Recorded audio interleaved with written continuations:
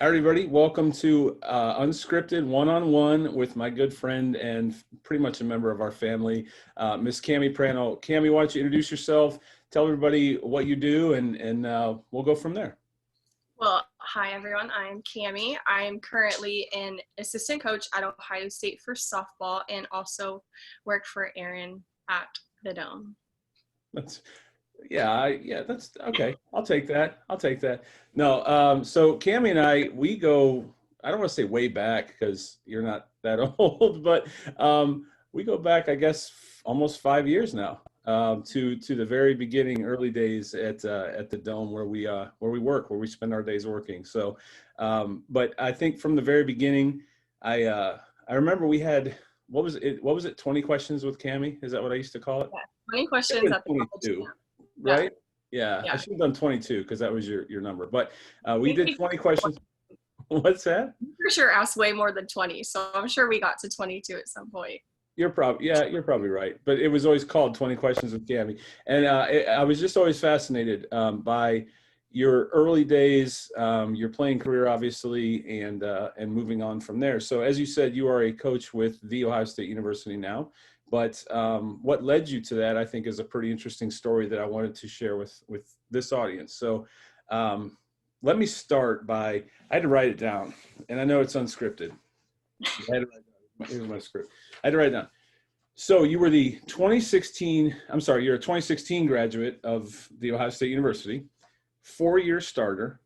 You were 3-time All Big Ten performer. You never batted lower than 329 in a season. You broke Ohio State's all-time hits record with 247. You broke their doubles record with 64 as a senior. Not as in one. You had 64 doubles as a senior, or is no? Both of those were career records. So over my 4 years there. Gotcha, because that's still pretty impressive either way. You became the 11th All-American in program history. You were selected to the NFCA team, and is it your senior year? You went 34, 20, and 1. Is that right?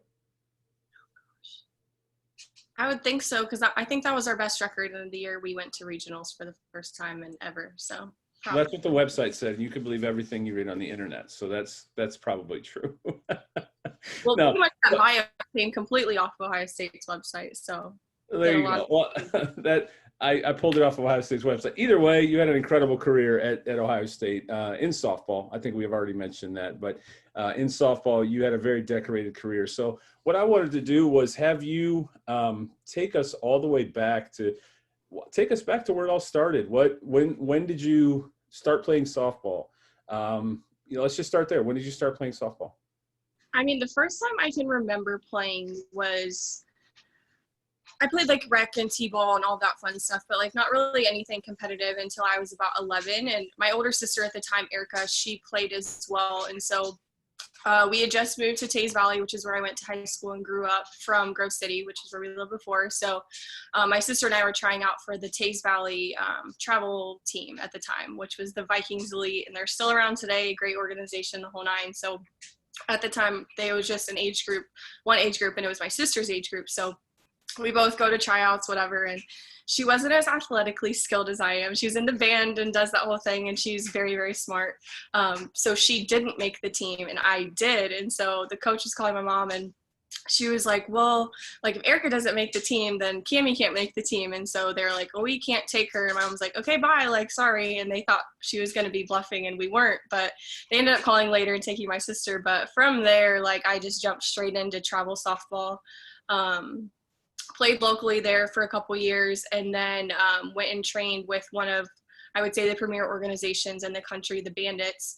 And so from there, it kind of led me to traveling 5 and 6 hours one way to go to practice. So I think that in itself is bonkers when I think about it now, and girls are like, oh, I don't want to drive an hour to go do XYZ. And I'm like, you guys, I had to do this. Like, it's kind of stuff for like whatever you wanted to do. Like, I knew that my dreams and goals were to be a Division I softball player and make an impact and do all those things. And I kind of had to put other stuff on the back burner as far as friends and going out to a movie or to a party or going to a football Friday night. Like, I didn't have a lot of those. I missed a few dances for softball events, and I don't regret any of it because I'm so happy with where I am and where it's led me to, but it was very hard to understand and kind of grasp at the time.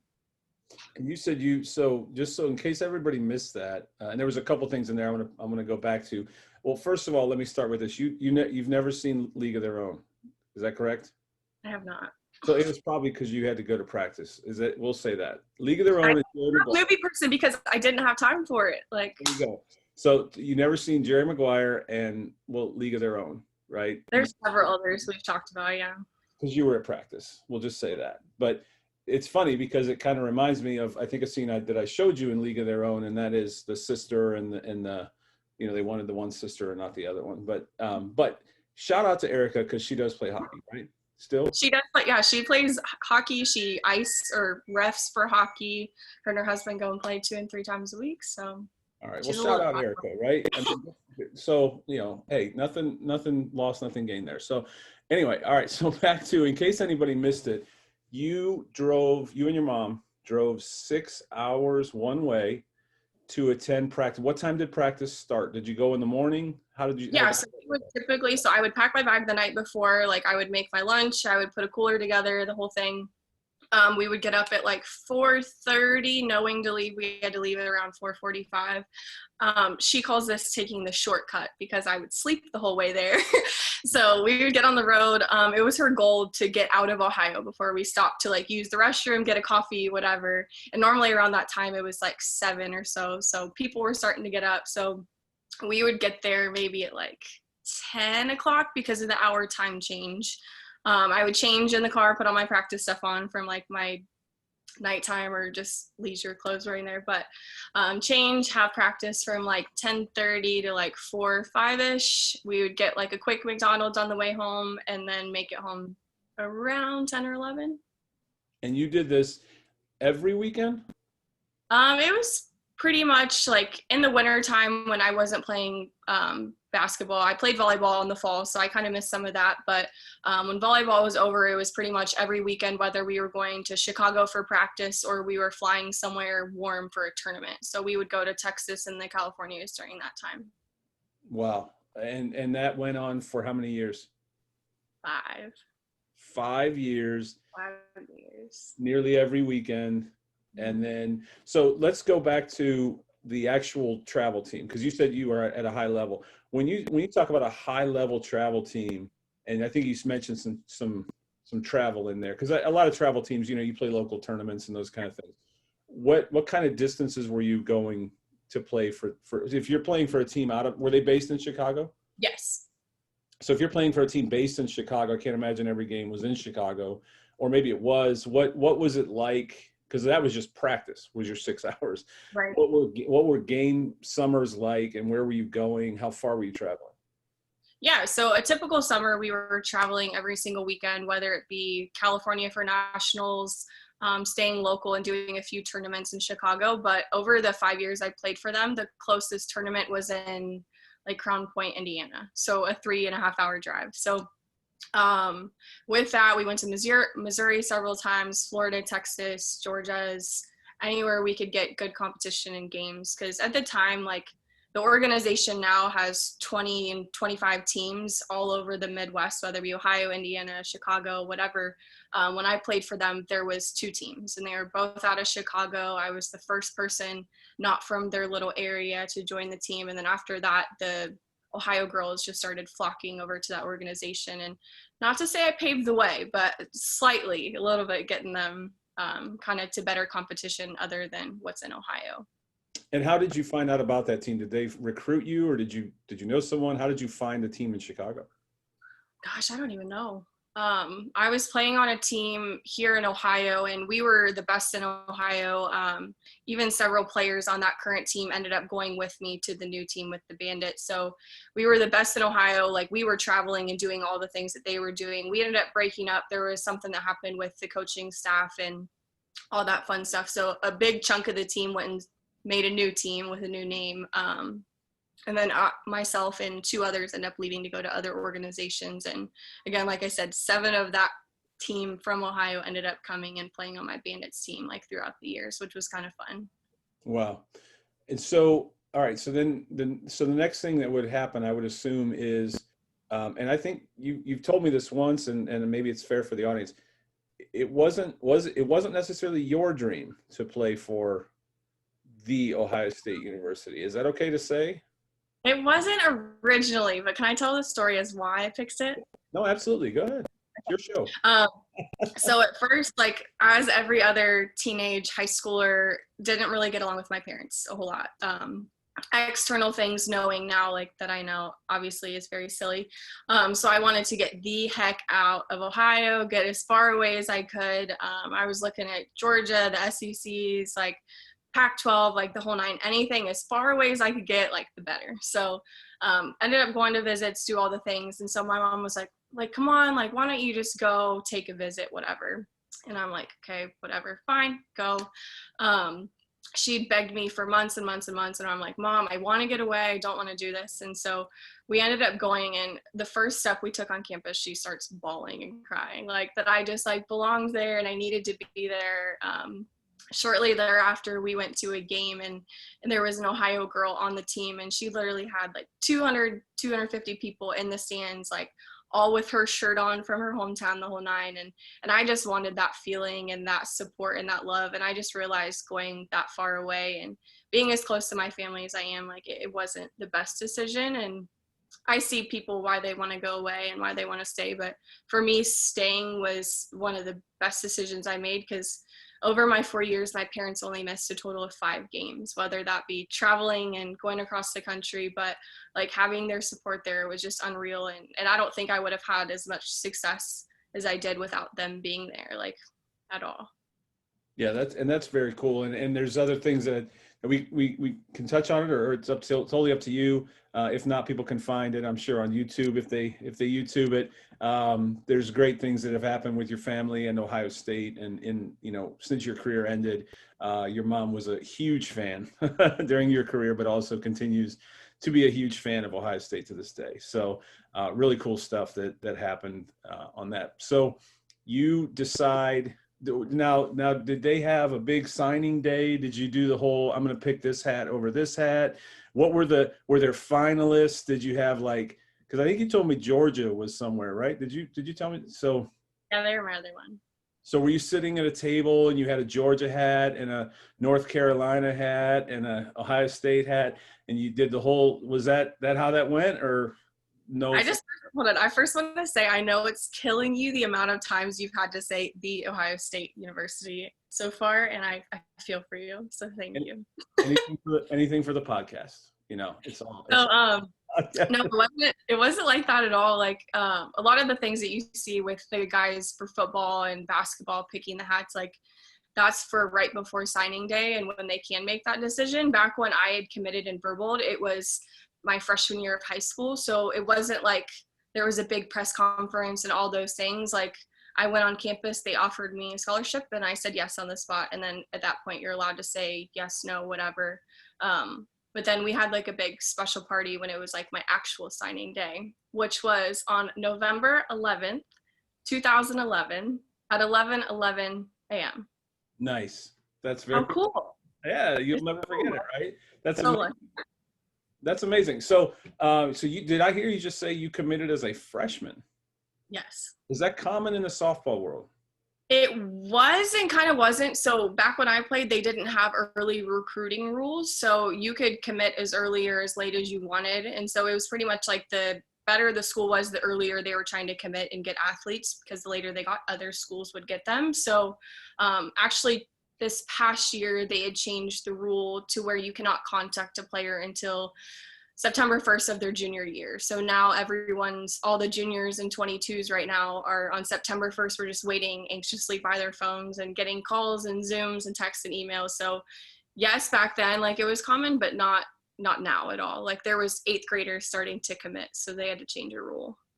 Yeah, and so I would think so. I mean, truth be told, for the podcast, during that 4 years of your high school career, was there ever a time where you're like, I want to go to North Carolina or some other place, or were you locked in? You were just committed? Yeah, like once I committed, like I knew I was off the table. My decision was made. Like unless something drastic happened, like that was where I wanted to be and wanted to go. Um, it was unfortunate that there was a coaching staff change right when I came in, but I ended up loving the coach that took over and actually work for her currently. So it wasn't anything like that. But very cool. So after you committed, and you're only a freshman at that time, after you did that, did you feel like the pressure was off? Because you see that a lot with kids that are juniors. You know, they're playing so hard, and then they finally commit, and then the pressure's off. And it happens. You know, they put so much pressure on themselves for that decision. But once it's over with and they've committed, you almost see them relax and get back to playing the way that they used to. You know, I think a lot of them put themselves under so much stress nowadays. You see it, I'm sure, in your current role. You see the pressure that people are putting on their kids or on themselves to commit to Ohio State or commit to a Division I program. Did you feel that after did you just, I imagine you felt free to just play after being my thought was that if I'm going to commit and do all this, like, I don't want to just commit to sit the bench and go there and not play. Like, so my next goal at that time was I want to walk in and I want to make an immediate impact. And like all the work I did previously, like it wasn't that I just stopped playing travel softball and started doing all the things that I wanted to do, whether it be the movies and friends and parties, whatever. But like I immediately just kept my head down, kept working, kept going to practice, doing the same things I was doing because I knew I had more goals than just saying that I committed and I'm going to go play in college. Right. All right. So that was a perfect segue. You could tell we work together every day because that was a great segue to my next question. And that was going to be, all right, you walk on campus, you're a freshman. Take us through Ohio State years, because I know you have a reality show or something you wanted to watch a little bit later, so we got to stay on time. Okay, you cut out a little bit there. What was the question? I said, you segued here perfectly for me. So let's go to that. You're walking on campus as a freshman. What's it like? You just said it. You were driven to not just show up. You wanted to be a part of the team and really, have a major role. So you walk on campus as a freshman. Take us through your 4 years at Ohio State. Well, the first week absolutely just kicked my butt. So we had a new coach and she wanted to implement something which was called the gauntlet. And every year now for the past 8 seasons is that every single girl has to touch every step in the shoe before we start practice.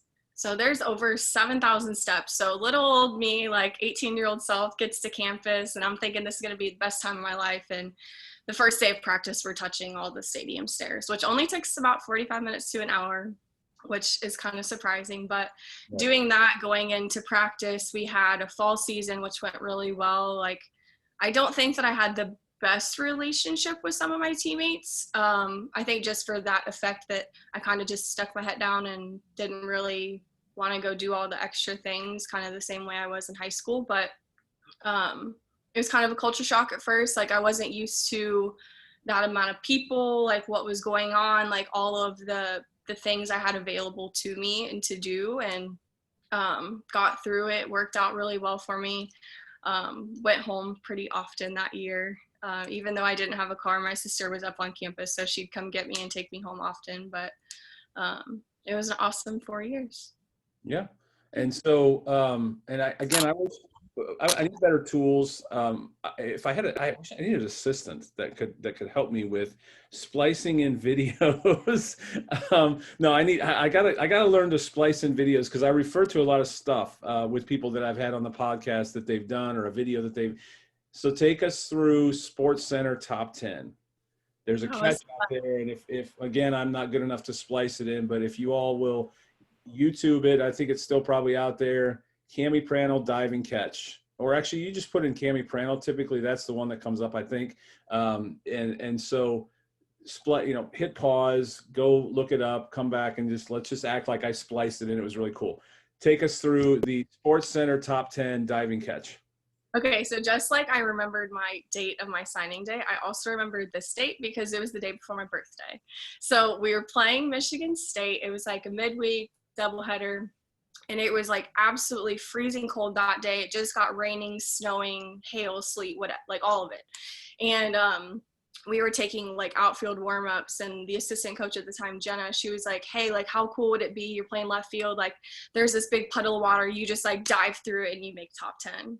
and it like exactly ended up happening in the game. Like I just knew just to go for it. It was a super close game at the time. Like my pitchers put it all out there, like just had to go for it, and it ended up making it on. Our video guy at the time was absolutely amazing. As soon as the play happened, he spliced it, he sent it to ESPN, and they had it on the reels within like an hour after the game. So that was super fun. Lots of fan love and shouts outs and all that fun stuff. But it was a great catch. I mean, at the end of the day, it was a great catch. And my favorite part is how chill you were afterwards. Like, I mean, you could tell because it was so cold. I know, but I mean chill like cool. Not it looked chill like you're freezing, but because you could tell the weather was miserable in the clip. But you stood up and you just kind of, I think if I remember right, you're like rubbing your eye or something, or maybe getting the water out of your eye.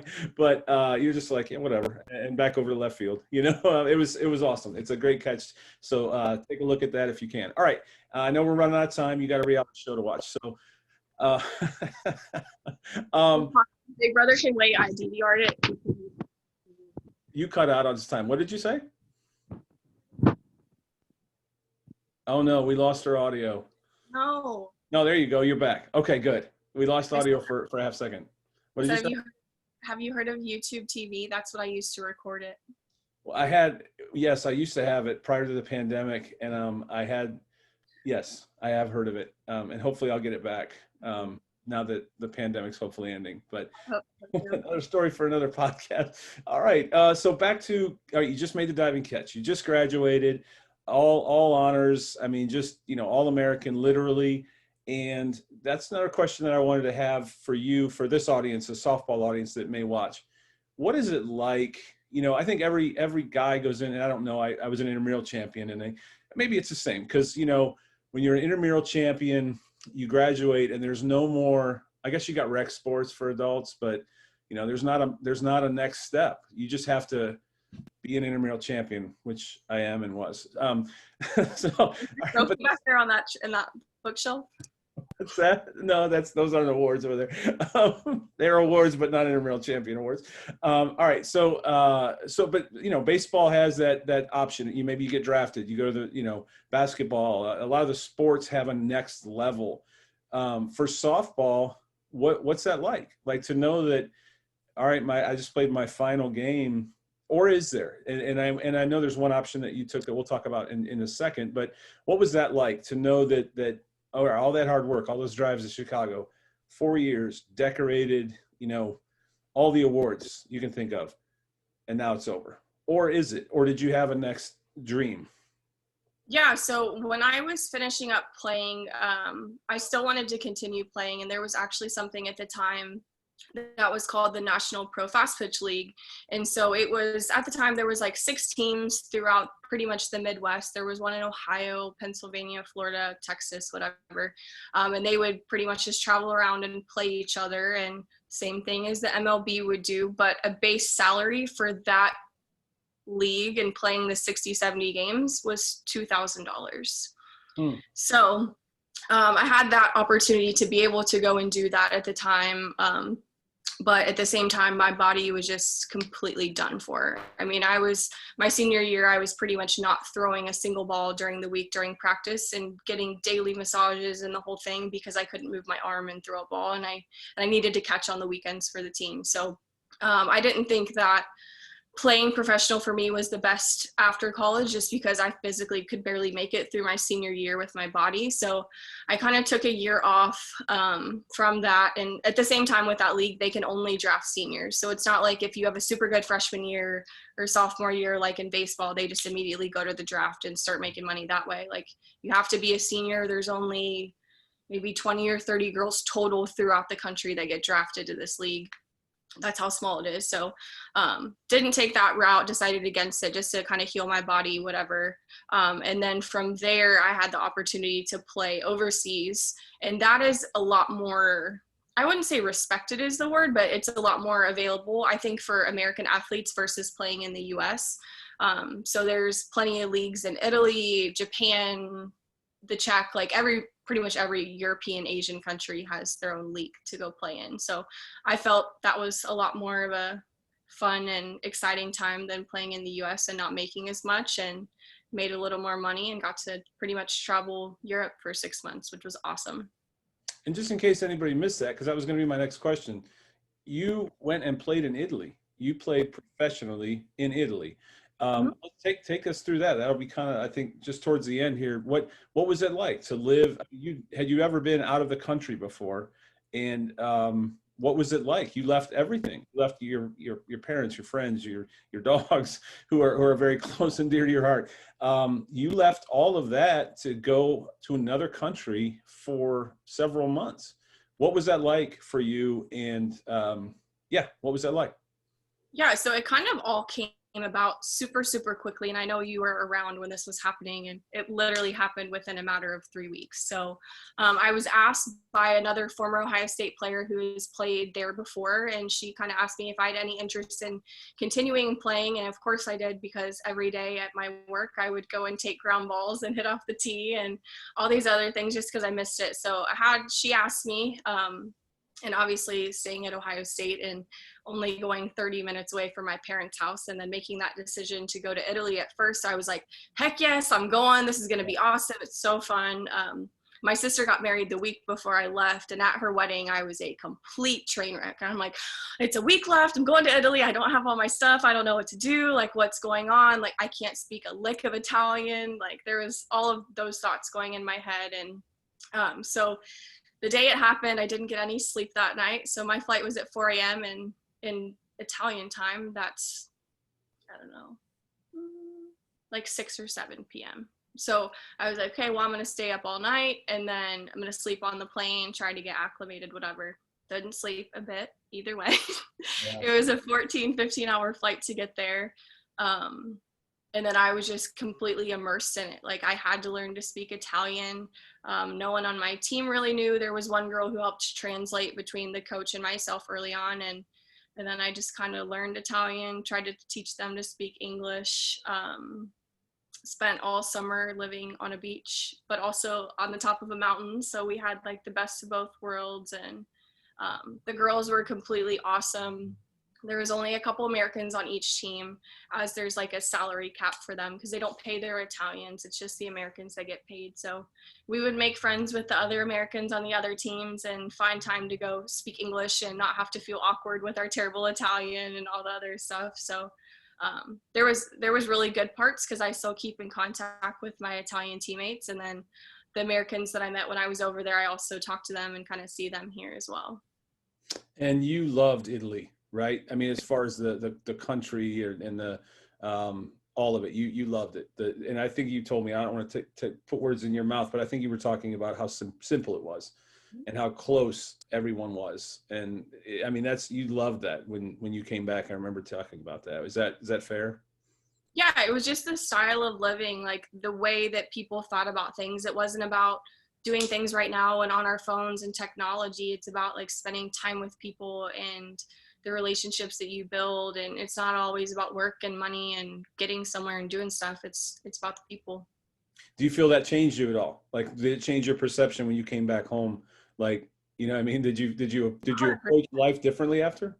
100%. Because at the same time, like, not that it's a third world country by any means, but we didn't have a lot. Like, we didn't have any really washer and dryer in our unit. Someone had to come and sort our trash for us, or we had to sort our trash for them for the recycling. And someone would drive around with a like an advertisement on a big truck. That was their idea of a billboard and advertisements. And once a week they would drive around at the top of the mountain and say all the specials for the grocery store for the week. Like, it's just a different style of living, and I loved it. And it just really makes you appreciate all the things that you have. Like, they don't even have fast food windows. Like, you can't go through a drive-through.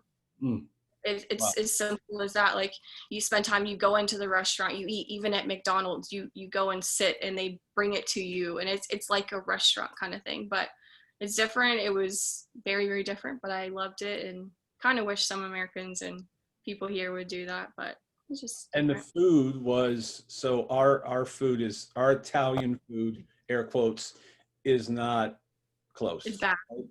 It's bad. There's no such thing as Alfredo sauce in Italy. That's amazing. Yes. That's amazing. So there you go. If you learn nothing else on this podcast, you've learned that there's no such thing as Alfredo sauce in Italy. So no, and then you came back, and so that led you to your next opportunity, which was where you are now. Can you talk to us just a little bit about coaching at Ohio State? How is it so different being back on the other side of the desk, I guess you would say, or locker room or whatever? Is it different to do that now after having played there? I definitely think so. There's a lot of behind the scenes stuff that I see and kind of understand a little bit more.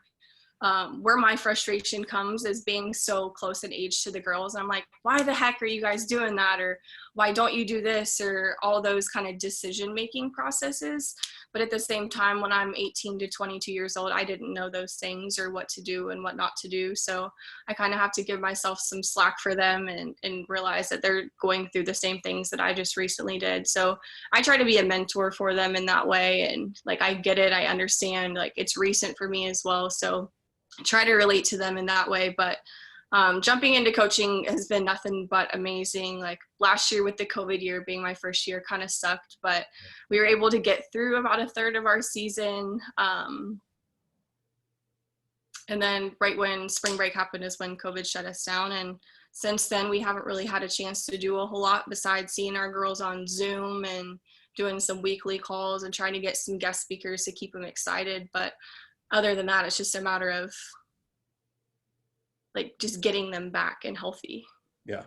And for our audience, because you do some things remote for me, as a part of your role, assisting me, we were texting throughout that whole process because there was projects that you were doing on the road for me. And that was wild because you were in Arizona, right? I mean, I think it was with the Grand Canyon. It was full of fog, so you couldn't. Not to laugh. I'm sorry. But no. You go to the Grand Canyon to not see the canyon. Yeah, you couldn't see the canyon. And so, but no, I remember you were in Arizona and I'm in Ohio, and so we were checking in, and I'm like, what are you seeing? And we were talking about being out of toilet paper and water, and I think you had to run to the store for the girls and pick up things, and it was running out, and it was just wild. It was wild for you to be on the other side of the state or the country, and just what was happening there and what was happening in Ohio, because it was happening in real time and it was happening so fast, everything being shut down and all that. So just a wild time. But so last question, or one of the last questions.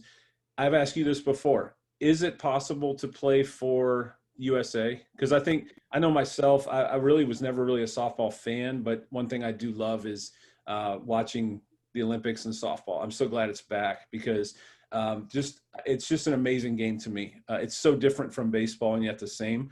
The field's smaller, just all of it. How a pitcher can pitch 5 games in a row and their arm doesn't fall off, or they throw 136 pitches and then come back the next day and throw 100 more. It's crazy to me. But so that being said, I know it's back. What would it take? Could you be on the USA team, or would you want to? It was always a dream of mine to play for that team. But at the same time, when I realized that I wanted to do it, I was late to the party. So they have like a USA Junior Olympic team as well. And so pretty much, if this is going to sound bad, if you don't get on the junior team when you're 16, 17, 18, it's very political and it's very hard for you to make the adult team when you're out of college in that kind of way. Like, right now, there's a current league called Athletes Unlimited that kind of took over the softball world, and it's the best 60 players in the country playing for it. And there's currently like 10 and 12 Team USA members that are playing for it, and they're not even the best ones there. Like, there's plenty of other girls doing better than them, but because of politics and they didn't grow up in it, and because of what school they went to, they'll never really get a fair shake on it, which kind of sucks. But at the same time, like, I get it. Yeah. Well, yeah. It's been fascinating to watch, even your career now that you're, in the business world. You're a huge help to me. We have a lot of fun working together every day. And I've watched obviously the Italy, journey that you went on. And just getting to know you all these years has been wonderful. I hope that anybody that finds this podcast finds it interesting for girls that have that dream of playing at a Division I or playing softball. And I know you're a great resource even to this day. I know there's some limitations to what you can do in terms of lessons for ages and things like that, but you do still do lessons. And there's a lot of girls, and I've even noticed that a lot of the girls that come in still, you are, really, they look up to you a lot. And one of the things that you share with them that you would never say of yourself is not just between the white lines. I know you care deeply about the girls that you do lessons with. You care about their private lives. You advise them on how to, be wise outside of the lines as much as how to play, how to hit a softball or how to field a softball. So it's been great having you on. I'll see you tomorrow. But no, it's been great having you on. I hope the audience has enjoyed it, and I hope some girls hear this and hear the dreams that you were able to capture, but how hard you had to work to make them happen. They didn't just happen. I mean, and that could include 6-hour drives one way every weekend. That blows my mind. So thank you for being on. Anything else you want to share before we jump off here? I'll share that Aaron is the best boss ever, and he paid me to say this. No, I'm just kidding. I just thank you for doing this podcast and having me on. Like, not necessarily myself, but the other people I'm seeing on, and the things that you're doing is awesome. And I thank you for sharing that with everyone else, because I know you like to keep a lot of things personal and private, and this is one of your very many things that you're good at, and I'm glad that everyone else is able to see that. So thank you. Those are the nicest words you've ever said to me. So no, thank you very much. We have a blast. And like I said, Cammi's like a member of our family. And I just want nothing but the best for her. And I'm thankful that you were on today. And like I said, I'll see you tomorrow. Go watch Big Brother. Thank you. Yeah. Bye.